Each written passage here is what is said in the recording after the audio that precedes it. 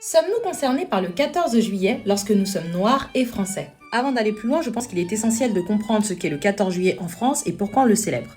Le 14 juillet, jour férié, représente la grande fête nationale française. C'est à cette date en 1789 que le peuple français s'est battu pour sa liberté et qu'il l'a gagnée.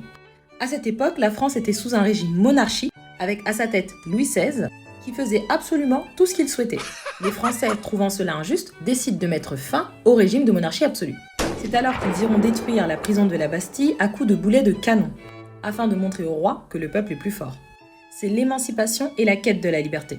Cet événement emblématique sera appelé la prise de la Bastille. Il marquera la fin de la monarchie absolue et le début de la Révolution française. Très rapidement, la fameuse Déclaration des droits de l'homme et du citoyen sera adoptée le 26 août 1789 avec pour premier article, écoute bien, Les hommes naissent libres et égaux en droit. mais qu'en est-il des esclaves noirs?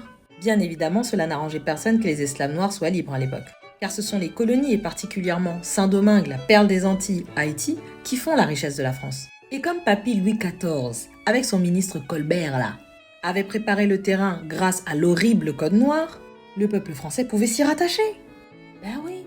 En effet, l'article 44 du code noir considère l'esclave non pas comme un homme mais comme un bien meuble. Il n'a donc pas d'humanité et ne peut donc pas être libre. Ainsi, la victoire du 14 juillet ne s'applique pas aux Noirs.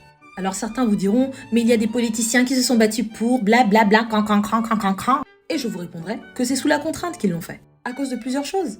Les multiples révoltes des esclaves, notamment à Saint-Domingue en 1791, et bien d'autres, mais aussi les menaces des Britanniques face aux colonies françaises. D'ailleurs, la Martinique avait été livrée pendant un temps aux Anglais.